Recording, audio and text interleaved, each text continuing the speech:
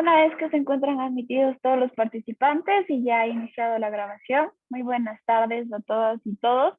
Les damos la cordial bienvenida al programa de formación continua, garantías jurisdiccionales y en motivación y razonamiento judicial, en el que se encuentran participando juezas, jueces, fiscales, defensores públicos, secretarios y ayudantes judiciales. Este programa de formación continua se lleva a cabo gracias a la articulación interinstitucional entre la Escuela de la Función Judicial del Consejo de la Judicatura y el Centro de Estudios y Difusión del Derecho Constitucional, CEDEC, de la Corte Constitucional del Ecuador. Les recordamos visitar nuestra aula virtual, donde podrán encontrar los videos de ponencias, el material de lectura y la evaluación por módulo.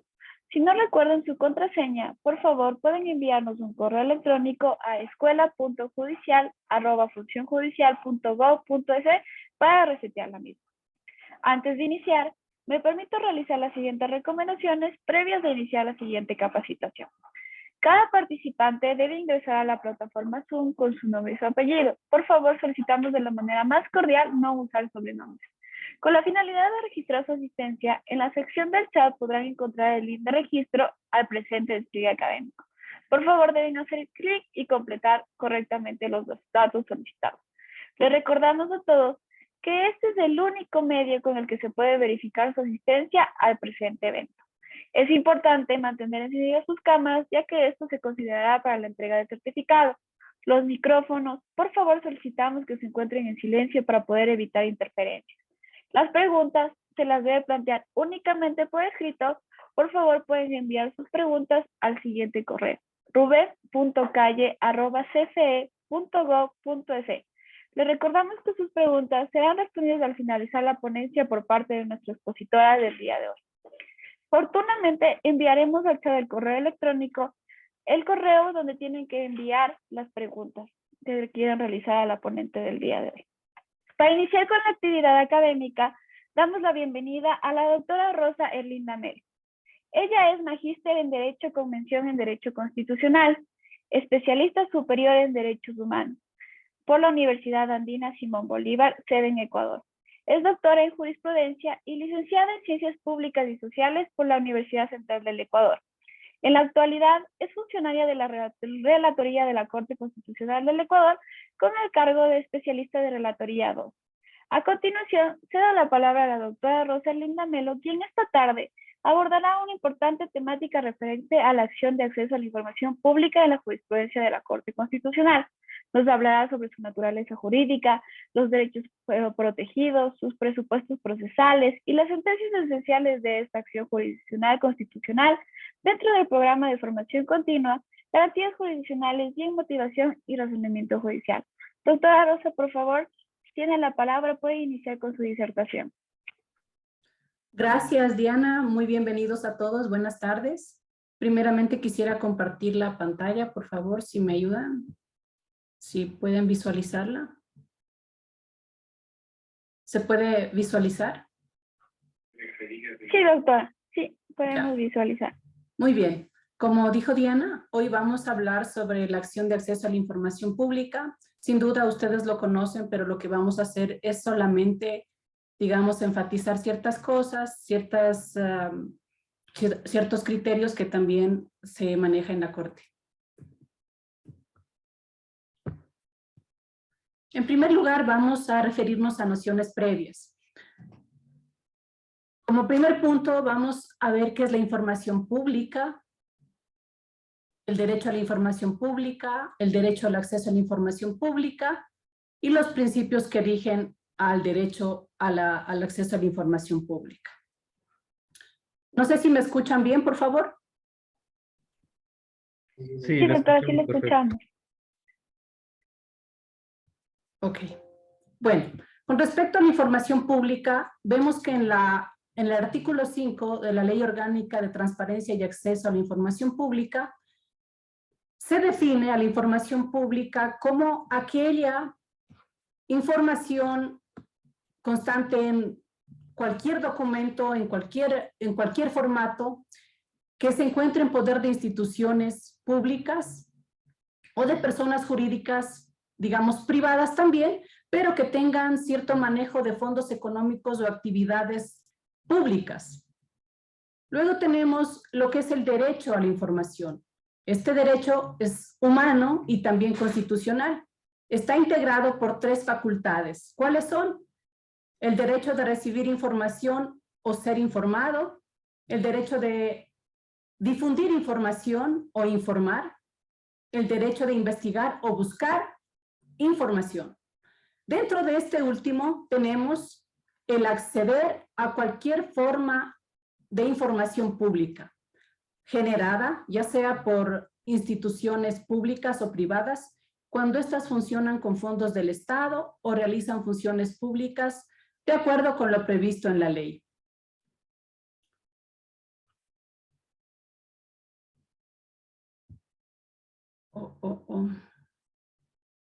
Se me perdió. ¿Se visualiza la pantalla? Sí, sí podemos visualizar la pantalla, doctora.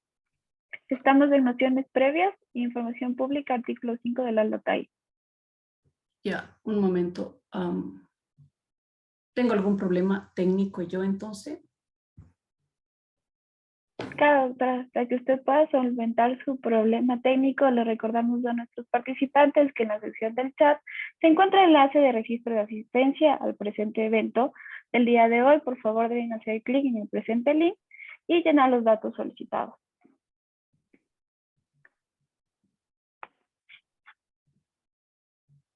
Podemos resolver ya el inconveniente. Sí, voy a dejar de compartir y voy a compartir otra vez. Tal vez está mal mi internet.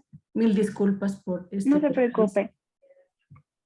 Bueno, continuábamos. Decíamos que entonces el derecho al acceso a la información lo tenemos en el artículo 18 de la Constitución de la República del Ecuador. Y que dice que el derecho al acceso a la información pública es aquel derecho que permite que todas las personas, ya sea de forma individual o colectiva, puedan acceder a toda la información que reposa en las entidades públicas o en aquellas entidades privadas que manejan fondos estatales o que tienen actividades estatales. Esto implica que realmente podríamos acceder a cualquier tipo de información, ¿verdad? Sin embargo, hay ciertas excepciones que las vamos a ir mirando a lo largo de esta revisión. Los principios que rigen el derecho de acceso a la información pública principalmente son el de publicidad, el de transparencia y rendición de cuentas, así como la gratuidad. De estos, el principal, el rector, digamos, es la publicidad. Es importante que este derecho se considere porque la publicidad permite a los gobernados saber qué es lo que está haciendo el gobernante. Esto es tan importante porque así podemos saber exactamente qué están haciendo, qué funciones están desarrollando, cómo están solventando aquellas exigencias que la Constitución le ordena al mandante y al mandatario. Entonces, respecto del principio de transparencia y rendición de cuentas, este nos ayuda a que no haya actos de corrupción principalmente, porque nosotros podemos acceder, como les decía, ya sea de forma colectiva o de forma individual, a cualquier información que se encuentre en las entidades públicas o privadas que también laboran para el Estado. En esta parte, en la transparencia y rendición de cuentas, podemos ver que en todas las entidades, ustedes van a ver que hay la estructura orgánica muy visible para que todas las personas que deseen entrar a saber qué está pasando, cómo está estructurada esta entidad, puedan ver los cargos, las remuneraciones, es decir, todo. Y así es como pues la ley lo establece, que todo debe ser visible y debe tener acceso a todas las personas. Y la gratuidad pues se refiere principalmente a que no debe implicar costos para quien solicita la información, excepto cuando se trate de sacar copias, que en ese caso tampoco será tan exagerado el precio que se cobre por esta razón. Una vez explicada esa parte importante y preliminar, nos referiremos al contenido que veremos ya en materia de fondo. En primer lugar, vamos a ver los mecanismos para solicitar el acceso a la información pública. Tenemos dos, el procedimiento administrativo y el procedimiento constitucional. Como segundo punto, una segunda parte, veremos las sentencias relevantes que la Corte en estos años ha emitido con relación a esta acción de acceso a la información pública.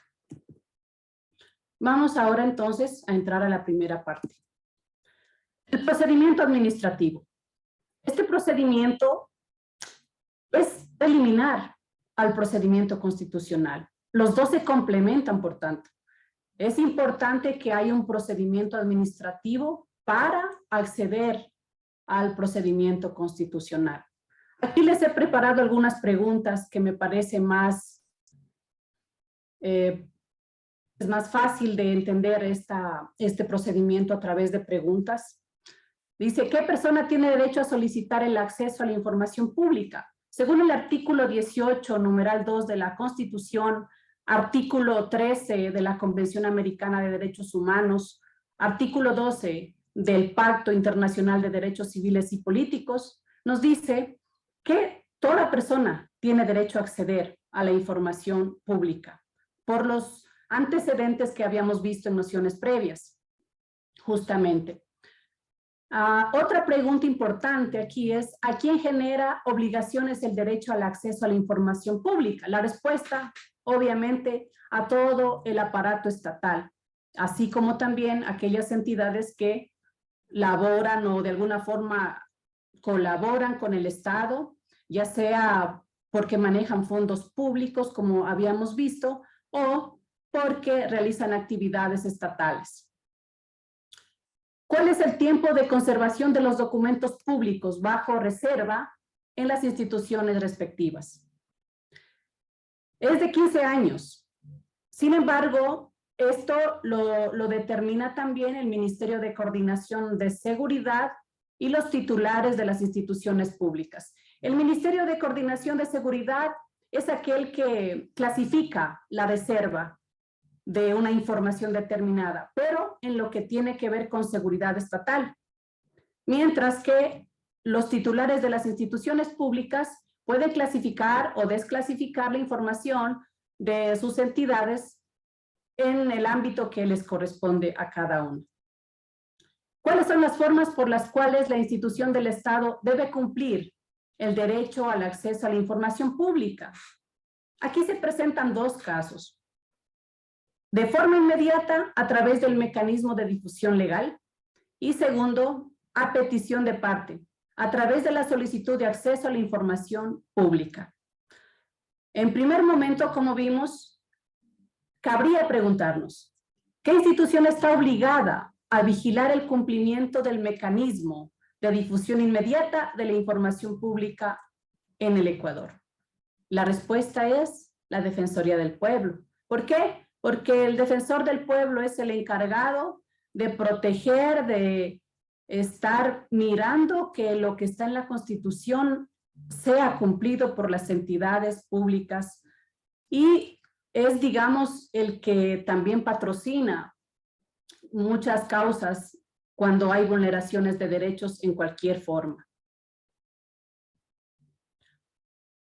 El segundo punto, a petición de parte, a través de la solicitud escrita de acceso a la información pública. Este propiamente sería el procedimiento que se lleva a cabo para acceder a información cuando ésta ha sido negada. ¿Cuáles son los requisitos que debe contener la solicitud? Deberá estar dirigida a la máxima autoridad de la institución que posee la información. Debe tener la identificación también de quién solicita, la ubicación, digamos, dónde se le puede notificar, la determinación concreta de la información que se solicita. Por eso es que en el procedimiento administrativo la solicitud no puede ser verbal, necesita ser por escrito, para que contenga todos esos datos y así hay una respuesta de parte de la entidad requerida, también por escrito y de forma motivada. Esto por lo que prescribe la Constitución en el artículo 76, literal L, que se refiere a la motivación de las resoluciones por parte de entidades públicas. ¿En cuánto tiempo debe responder la solicitud? La entidad a la que se le ha requerido debe hacerlo en 15 días laborables, como máximo. Caso contrario, pues estaría fuera de lugar.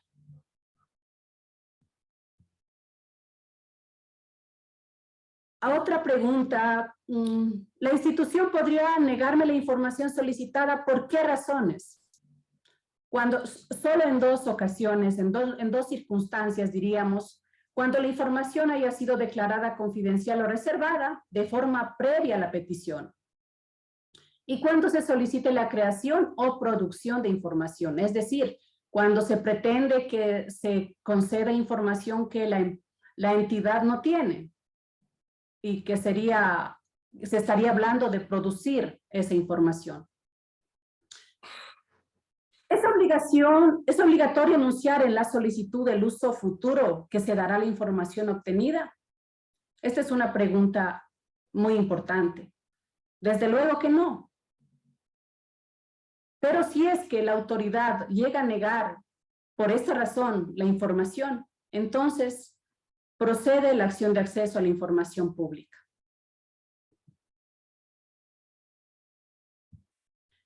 Ahora vamos a entrar al segundo procedimiento para acceder a la información pública. Este es el procedimiento constitucional.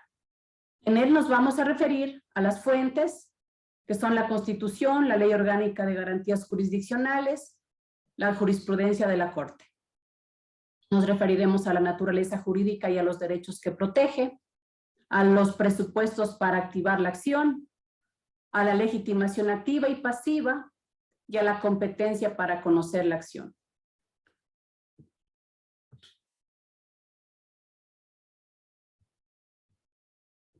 En primer lugar, el derecho a, esta acción está en el artículo 91 de la Constitución y proviene de los tratados internacionales de derechos humanos. Principalmente, pues vemos que está como les había dicho anteriormente, está previsto en el artículo 13 de la Convención Americana de Derechos Humanos, en el Pacto Internacional de Derechos Civiles y Políticos y en la Declaración Universal de Derechos Humanos. Es solo por citar unos ejemplos, porque obviamente hay muchos instrumentos internacionales que hacen referencia al acceso a la información pública. También tenemos tenemos que mencionar el derecho al acceso a la información pública porque es el derecho que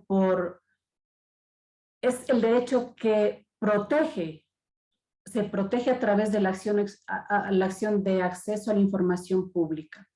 Y esto lo podemos también ver desarrollado en los artículos 47 y 48 de la Ley Orgánica de Garantías Jurisdiccionales y Control Constitucional. Y de igual forma, en la jurisprudencia de la Corte Constitucional, a través de esa competencia que tiene de emitir precedentes vinculantes, que está en el artículo 436, numerales 1 y 6 de la Constitución.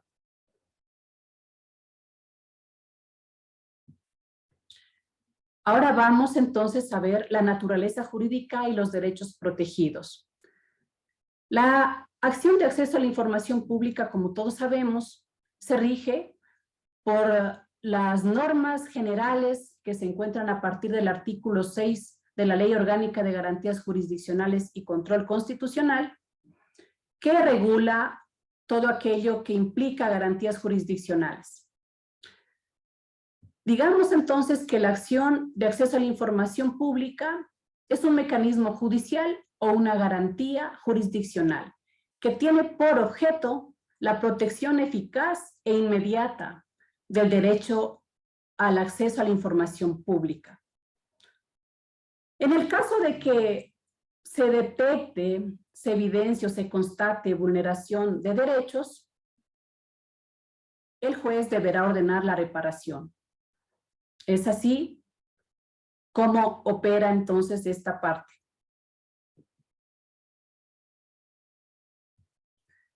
Los presupuestos. Según el artículo 91 de la Constitución, el 47 de la Ley Orgánica de Garantías Jurisdiccionales y Control Constitucional, así como las sentencias 256-17 CC, 839-14 EP21, son 4. Cuando, digamos, son 3, como está aquí en la pantalla. Cuando ha sido denegada expresa o tácitamente, cuando se creyere que la información proporcionada no es completa o ha sido alterada, o cuando la negativa se sustenta en el carácter secreto, reservado, confidencial o en información clasificada como estratégica y sensible a los intereses de las empresas públicas, siempre y cuando no haya sido declarada legalmente como tal de forma previa al requerimiento.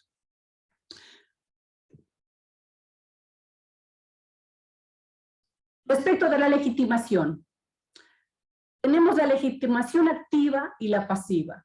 La activa, pues la puede ejercer cualquier persona, como habíamos dicho antes, sea de forma individual o colectiva, como señala el artículo 86.1 de la Constitución y el artículo 9 de la Ley Orgánica de Garantías Jurisdiccionales y Control Constitucional.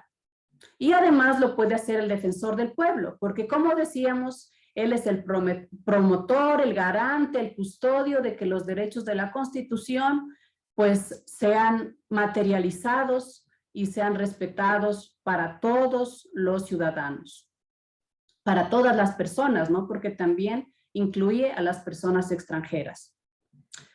En cuanto a la legitimación pasiva, todas las autoridades públicas y aquellas privadas también están obligadas a cumplir, siempre y cuando, como les decía, manejen fondos estatales o realicen actividades estatales.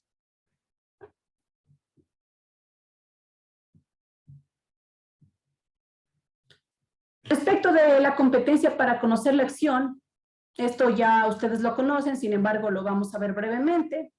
Debe ser aquel juez del lugar donde se encuentra la información, donde se considera que está la información al menos. Se lo hace ante el juez de primera instancia y, digamos, la apelación se lo hace ante la Corte Provincial respectiva. Ahora vamos a una segunda parte. La acción de acceso a la información en la jurisprudencia de la Corte Constitucional del Ecuador. He citado aquí algunas sentencias que me parecen relevantes, pero quiero aclarar que no son las únicas que existen.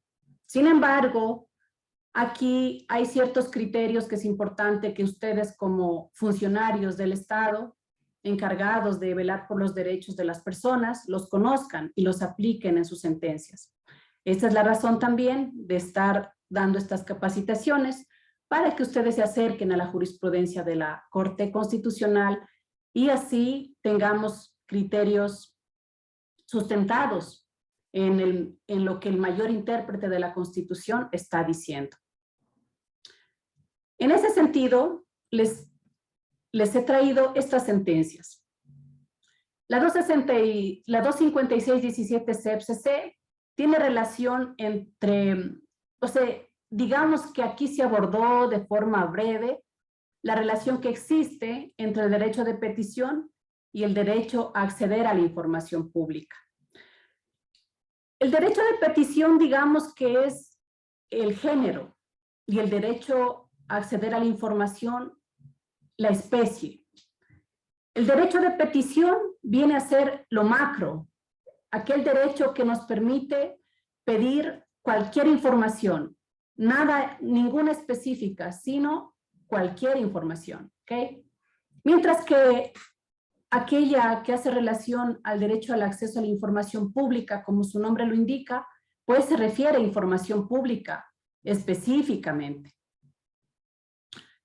En la sentencia 839-14-P21, la Corte abordó de forma amplia lo que implica la naturaleza de la garantía de acceso a la información pública.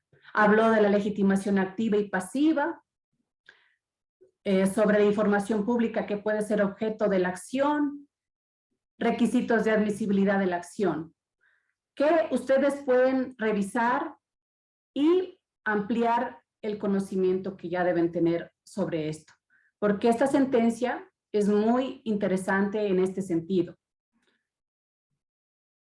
Respecto a la 1735-18-P20, aquí la Corte lo que hizo es diferenciar entre la acción de habeas data y la acción de acceso a la información pública.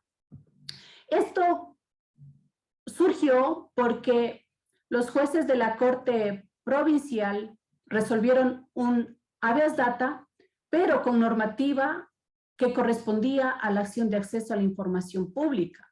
Por lo tanto, declaró la vulneración del derecho a la seguridad jurídica, porque las dos acciones son completamente distintas. De esta forma, la diferencia fundamental está en que la acción de acceso a la información pública tiene por objeto acceder a información generada por el Estado o por entidades que manejan fondos estatales o realizan funciones estatales. En tanto que el habeas data tiene por objeto, digamos, la verificación de documentación de datos personales, ¿sí? Entonces aquí viene otra diferencia. La acción de acceso a la información pública puede ser propuesta por cualquier persona, como decíamos, cualquier ciudadano, cualquier colectivo, en tanto que la acción de habeas data tiene que ser propuesta únicamente por el titular de los derechos que pues se encuentran comprometidos o involucrados. Por citar algunas diferencias, ¿no?, entre las dos garantías jurisdiccionales. En la sentencia 2921, JI 21 y acumulado, se abordó el derecho al acceso a la información, la publicidad y la confidencialidad en el contexto de pandemia. En esta sentencia ustedes van a encontrar que fue propuesta por el Defensor del Pueblo en contra del Ministerio de Finanzas, ¿sí? Y le pidió, perdón, Ministerio de Salud Pública. Entonces le pidió el Defensor del Pueblo que le informe el número de vacunas, la lista de las personas vacunadas, el protocolo para la vacunación. El ministerio le dijo que eso era confidencial, que era reservado y que no le podía, pues, conceder. Entonces se presentó digamos que en este caso, como ustedes saben, la Corte tiene la potestad, la competencia de conocer estos casos remitidos por justamente los jueces de instancia para selección. Se los remite para selección y así la Corte, a través de sentencias de revisión, emite estos casos que no se resuelven sí en los casos concretos, sino que sirven para generar jurisprudencia sobre casos similares, como en este caso ocurrió. Entonces, finalmente la Corte dijo que se vulneró el derecho a la confidencialidad porque realmente esta información era pública y tenía que ser concedida al peticionario. En la sentencia 1175-17-P21, la Corte abordó la obligación de los juzgadores de considerar la alegación del justiciable sobre la imposibilidad material de entregar información que está en manos de terceros.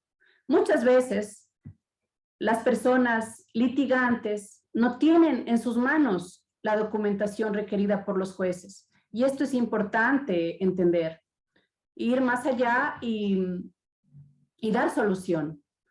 En este caso, la información requerida no la tenían los accionantes aquí en la EP, sino la Contraloría General del Estado, porque era documentación que pues obviamente reposaba en sus archivos.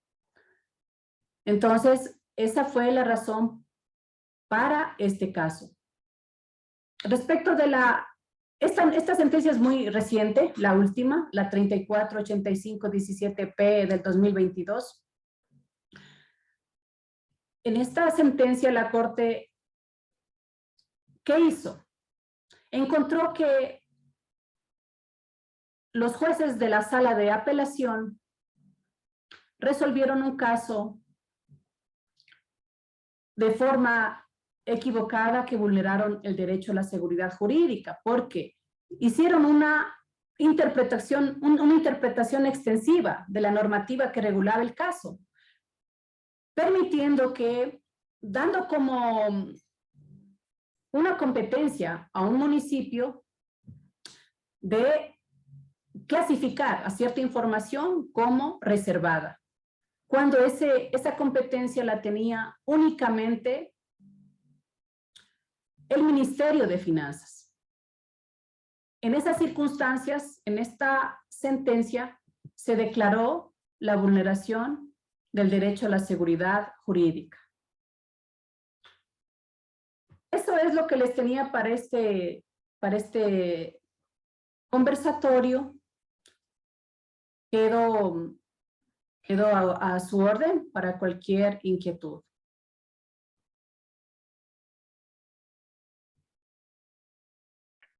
Muchísimas gracias, doctora Rosa, por su presentación y su disertación con respecto sobre la acción de acceso a información. Bueno, antes de iniciar con el espacio de las preguntas, queremos recordarles a todos nuestros participantes que en el chat de la plataforma del Zoom podrán encontrar el link de registro de asistencia al presente despliegue académico. Por favor, solicitamos de la manera más cordial llenar los datos solicitados. A continuación, bueno, vamos a iniciar con la sección de las preguntas y la primera pregunta es la siguiente.